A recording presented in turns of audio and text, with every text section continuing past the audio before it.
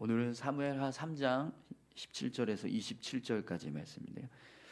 인간의 힘을 의지하려 했던 결과라는 제목으로 같이 함께 말씀을 나누겠습니다. 오늘 말씀은 다윗이 아브넬과 통일 왕국을 세우기 위해서 언약을 체결하는 과정을 기록하고 있습니다. 그런데 이 언약 체결의 과정은 어떤 사건에 의해서 시작되는지 아시죠? 어제 말씀에서 아브넬이 사울행의 첩과 통간을 했는데 그걸 이스보셋이 알고 그 일을 지적하게 됩니다. 그 일을 지적했다는 것 때문에 이 아브넬이 이제 화가 나서 이스보셋에게 이스라엘을 다윗에게 넘기겠다 이렇게 협박을 하게 되는데요. 그 이제 협박이 계기가 돼서 결국에는 이제 아브넬이 다윗과 언약을 체결하는 그런 일을 이제 진행하게 됩니다. 다윗은 그 제안을 받아들이고 아브넬의 제안을 이제 받아들여서 오늘 이제 본문에 보면 이제 언약을 체결하는 과정이 기록되게 됩니다. 그런데 여러분, 우리가 다윗의 인생을 통해서 이제 분명하게 한 가지 사실을 알 수 있죠. 다윗이 하나님의 뜻을 의지하고 또 하나님을 붙잡고 시작한 일들은 늘 평안하고 형통함이 있었는데 그렇지 않고 반대로 어떤 인간적인 힘을 의지해서 하나님의 뜻이 아닌 인간의 뜻을 의지해서 시작한 일들은 항상 문제가 생기고 결말이 좋지 않았다라는 겁니다. 그런데 오늘 본문에 나오는 이 사건도 지금 다윗과 아브넬이 언약을 체결하고 있는 이 모습도 하나님의 뜻이 아닌 인간의 뜻을 통해서 일이 진행되고 있다라는 걸 알 수 있어요. 더욱이 이 일은 시작 자체가 아브넬이라고 하는 사람의 악행을 통해서 지금 이제 시작된 일입니다. 그렇기 때문에 분명히 이 일도요 하나님이 기뻐하시는 모습대로 흘러가지 않습니다. 그리고 하나님께서 이 일을 온전하게 이루시도록 은혜 부어주시는 모습이 보이지 않아요. 오늘 본문의 말씀을 통해서 다윗이 사람의 힘을 의지해서 나아갔을 때 어떤 결과가 일어나는지 그 모습을 같이 함께 살펴보도록 하겠습니다. 17절에서 19절 말씀 함께 보겠습니다. 아브넬이 이스라엘 장로들에게 말하여 이르되 너희가 여러 번 다윗을 너희의 임금으로 세우기를 구하였으니 이제 그대로 하라. 여호와께서 이미 다윗에 대하여 말씀하시기를 내가 내 종 다윗의 손으로 내 백성 이스라엘을 구원하여 블레셋 사람의 손과 모든 대적의 손에서 벗어나게 하리라 하셨음이니라 하고 아브넬이 또 베냐민 사람의 귀에 말하고 아브넬이 이스라엘과 베냐민의 온 집이 선하게 여기는 모든 것을 다윗의 귀에 말하려고 헤브론으로 가니라. 아멘. 지금 본문을 보니까요 아브넬이 이스라엘 장로들을 모아서 설득을 합니다. 다윗을 왕으로 세우는 것이 합당하지 않겠느냐. 그러니까 그렇게 하자 이렇게 설득을 해요. 그래서 이스라엘 장로들이 이제 이 아브넬의 설득을 듣고 다윗을 이스라엘 전체의 왕으로 세웠으면 좋겠다 이렇게 이제 허락을 합니다. 또 베냐민 지파에게도 가서 이제 설득을 하는 거예요. 이 아브넬도 베냐민 지파 사람입니다. 그리고 사울도 베냐민 지파 사람이고 지금 이스보셋도 베냐민 지파 사람이에요. 근데 그 베냐민 지파도 지금 아브넬이 앞장서서 설득을 합니다. 이제 우리가 다윗을 왕으로 세워야 된다. 그러면서 설득을 하게 돼요. 그래서 온 이스라엘과 베냐민 지파 지도자들이 결국에는 아브넬의 설득에 넘어가서 다윗을 왕으로 세우자고 결의를 하게 돼요. 그래서 그 결의한 내용을 들고 이제 헤브론으로 내려갑니다. 여러분 지금 이 모습만 보면 다윗의 입장에서는요 굉장히 정말 고마운 일을 지금 아브넬이 하고 있는 거죠. 다윗이 생각할 때는 이건 웬 떡이냐 할지 모르겠습니다. 횡재죠, 횡재. 본인은 가만히 있는데 지금 아브넬이 나서서 먼저 막 이스라엘 장로들과 또 베냐민 지파 사람들을 지도자들을 다 모아놓고 다윗을 왕으로 세워야 된다고 막 설득을 해서 그래서 이제 결의까지 하고 그걸 지금 헤브론으로 가지고 가는 그 뜻을 전하기 위해서 헤브론으로 내려가는 모습은 분명 다윗이 생각할 때는 굉장히 아주 좋은 유익이 될 수 있는 모습이라고 생각할 수 있을 겁니다. 그래서 여러분 오늘 본문에 보면 다윗이 헤브론으로 이 아브넬이 왔을 때 어떻게 합니까? 우리 20절 21절 보겠습니다. 아브넬이 부하 20명과 더불어 헤브론에 이르러 다윗에게 나아가니 다윗이 아브넬과 그와 함께 한 사람을 위하여 잔치를 배설하였더라. 아브넬이 다윗에게 말하되 내가 일어나 가서 온 이스라엘 무리를 내 주 왕의 앞에 모아 더불어 언약을 맺게 하고 마음에 원하시는 대로 모든 것을 다스리시게 하리이다 하니 이에 다윗이 아브넬을 보내매 그가 평안히 가니라. 아멘. 네. 아브넬이 20명의 부하들하고 같이 이 헤브론으로 내려왔습니다. 그랬더니 다윗이요 잔치를 배설합니다. 잔치도 아주 크게 배설을 했을 것 같습니다. 잔치를 배설하고 환대를 하는 거예요. 잘 왔다고. 그러면서 아주 즐겁게 잔치를 즐기고 나서 이제 아브넬이 마음이 이제 다윗이 자신을 이렇게 환대하니까 기뻐서 이렇게 이야기합니다. 온 이스라엘 무리를 내 주 왕 앞에 모아 더불어 언약을 맺게 하고 마음에 원하시는 대로 모든 것을 다스리게 하리이다. 그러면서 자기가 돌아가겠다고 이야기를 해요. 그래서 다윗이 아브넬을 평안히 보냅니다. 지금까지 이 상황을 보면 여러분 다윗이 통일 왕국이 되기 위한 지금 이 과정이 굉장히 순조로워 보입니다. 그죠? 그리고 이제 통일 왕국의 왕으로 세워지는 건 시간 문제다. 이렇게 지금 볼 수 있는데요. 그런데 그렇게 쉽게 이 일이 잘 풀려지면 성경에서 기록되지 않았겠죠. 어떤 식으로 이 일이 진행이 되는가? 다윗이 인간의 힘을 의지하고 그 능력을 지금 붙잡고 가고 있지만 이것이 마치 형통하게 뭔가 문제가 하나도 없이 잘 풀려지고 있는 것처럼 보여집니다. 그러나 그 속에는요 분명히 선하지 못한 모습들이 잠재하고 있습니다. 그 모습이 어떻게 이제 나타나는가 우리가 그걸 보게 되는데요. 우선 여러분 이 모습을 통해서 우리가 한 가지 깨달아야 되는 게 있습니다. 아무리 인간의 뜻이 형통하고 또 평안하게 진행되는 것처럼 보여진다 할지라도 그 속에는요 사람의 힘으로 세워진 일들이기 때문에 그 안에는 늘 죄된 모습들이 잠재되어 있다라는 거예요. 근데 우리가 그걸 보지 못하고 늘 그냥 잘 되는구나 이러고 생각하고 그냥 덥석 사람의 힘을 의지해서 나아갈 때가 많다라는 거죠. 근데 여러분 아무리 사람의 힘을 의지해서 나아가는 일이 형통해 보인다고 할지라도요 그 속에는 반드시 죄된 모습이 있습니다. 왜 그러냐면 여러분 사람은 죄가 있습니다. 우리 안에는요 죄가 있어요. 죄인이라고 하는 본성을 가지고 있기 때문에 오로지 하나님의 뜻이 아닌 인간의 뜻만 붙잡고 나아가면 결국에는 그 속에는 죄된 모습이 잠재해 있을 수밖에 없습니다. 그렇기 때문에 여러분 인간의 뜻을 의지해서 나아갔을 때 그것이 형통하다고 해서 그것이 평안하다고 해서 좋구나 잘 됐구나 이게 아니라 뭔가 죄된 결과들이 만들어질 수 있다는 걸 생각하고 두려워해야 내가 혹시라도 하나님 앞에서 선한 모습으로 서지 못할 일이 생길 수도 있겠구나 이걸 우리가 생각해야 된다는 거죠. 오늘 저와 여러분들이요 삶을 살아가실 때 하나님의 뜻을 의지해서 살아가실 수 있기를 소망합니다.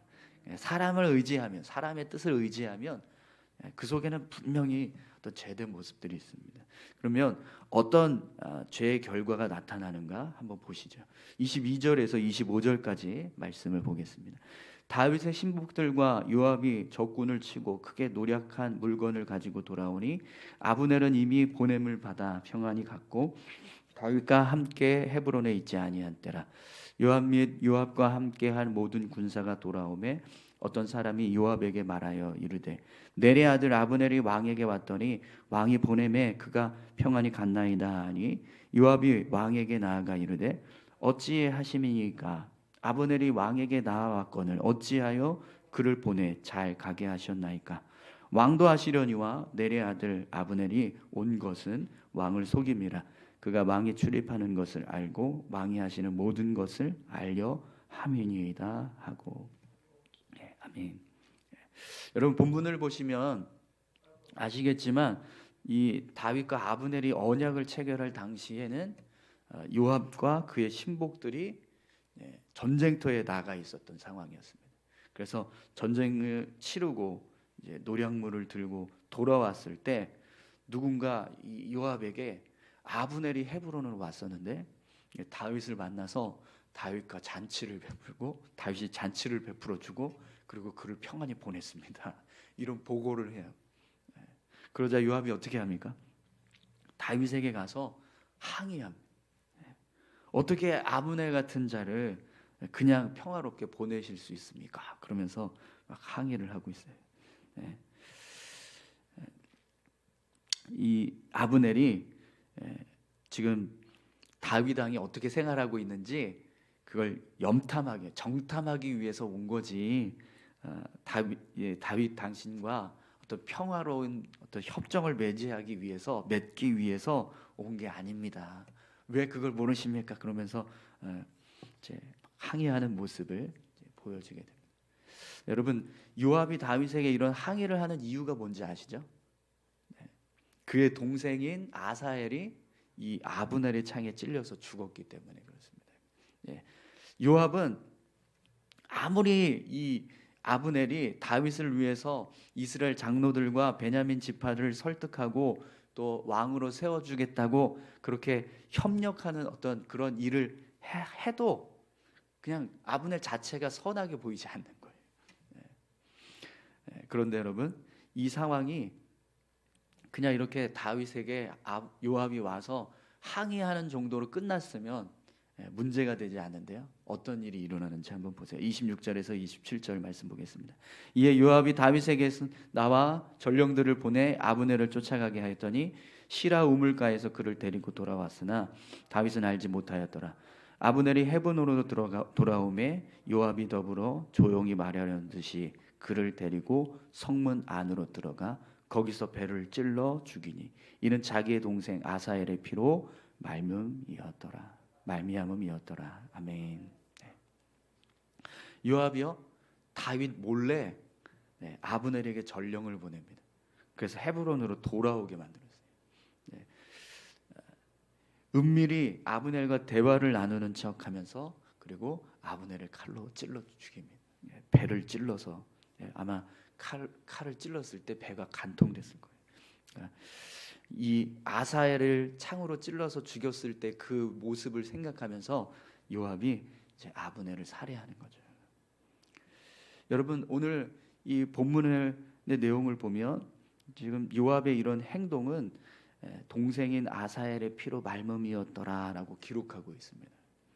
이것은요 요압이 자신의 동생에 대한 복수심을 지금 품고 이런 일을 했다라는 걸 알 수 있어요. 그런데 여러분 이 모습은요 하나님께서 기뻐하시는 모습이 아니에요. 여러분 신명기 19장에 보면 하나님께서 도피성을 만들라고 하시는데요. 도피성을 만드는 이유 중에 하나가 뭐냐면 부지 중에 어떤 살인이 일어났을 때 그 살인한 자를 보호하기 위해서 도피성을 만듭니다. 살인을 저질렀는데 이것이 내가 고의적으로 살인을 저지른 게 아니라 실수로 뭐 도끼를 이렇게 벌목을 하다가 도끼를 찍었는데 그 도끼 날이 갑자기 빠지면서 누군가에게 맞았는데 그 맞은 사람이 죽었을 때 이렇게 정말 황당하게 이건 전혀 어떤 의도를 가지고 죽이지 않은 그런 부지 중에 일어난 그런 살인을 행한 사람에 대해서 보호하기 위해서 도피성을 만들려고 하세요.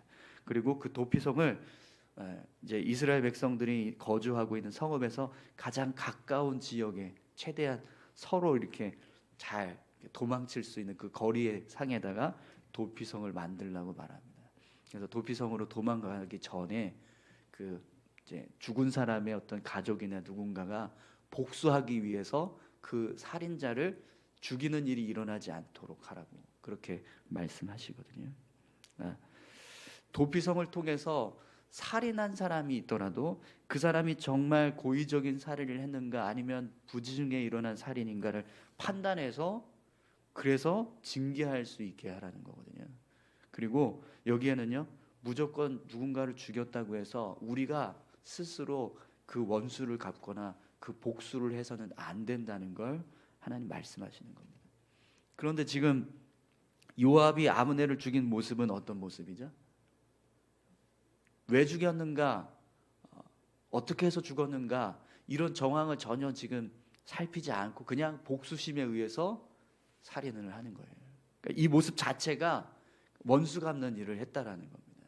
근데 하나님께서 말씀하시기를 우리가 원수는 내게 돌려라. 내가 갚을 테니까 너희는 원수 갚지 말라고 말씀하시잖아요.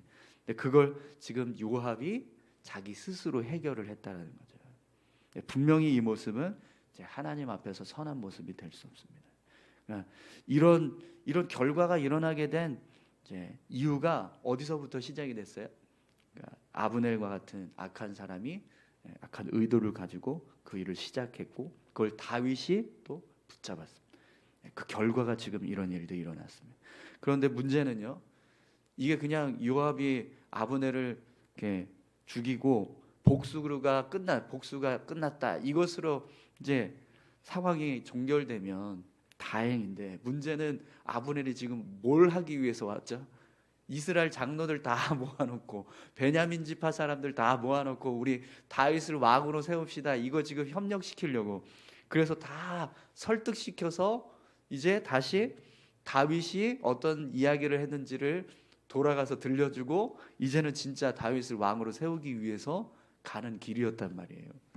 그런데 그 아브넬을 지금 죽였으니 어떤 일이 벌어질까요? 이건 복수로 끝나는 정도가, 그냥 아브넬이 죽은 것 정도로 끝나는 게 아닙니다.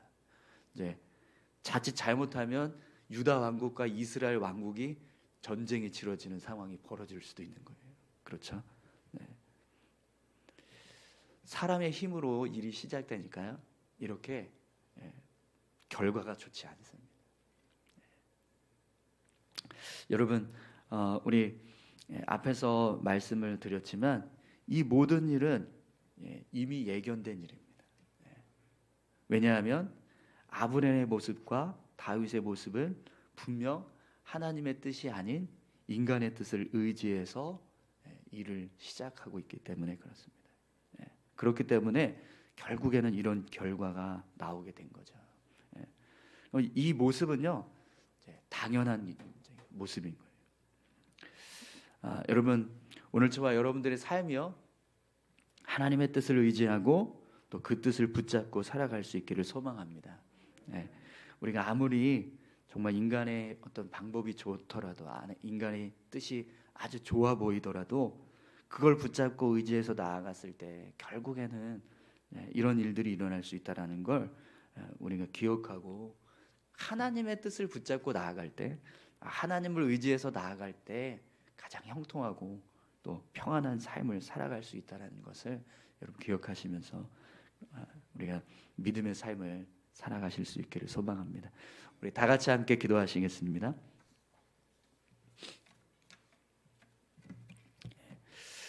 우리 함께 기도하실 때요, 하나님, 사람의 뜻이 아니라 하나님의 뜻을 따라서 살아갈 수 있게 도와주시옵소서. 인간의 지혜가 아무리 뛰어나고 또 인간의 방법이 아무리 좋아 보여도 그것을 붙잡는 순간 우리 안에는, 우리의 삶은 죄된 결과들을 만들어낼 수밖에 없습니다. 그러나 하나님의 뜻을 의지하고 나아갈 때 우리의 삶이 형통하게 하시고 또 하나님의 은혜로 우리의 삶을 인도해 주실 줄 믿습니다. 하나님, 인간의 힘이 아닌 하나님의 힘을 의지하고 또 인간의 뜻이 아닌 하나님의 뜻을 의지해서 살아갈 수 있는 믿음의 삶이 될 수 있게 해달라고 우리 같이 함께 다 같이 기도하시겠습니다. 하나님 아버지, 감사합니다. 주의 은혜로 삶을 살아가기 원합니다. 매일매일 순간순간마다 하나님, 저의 생각대로가 아니라 하나님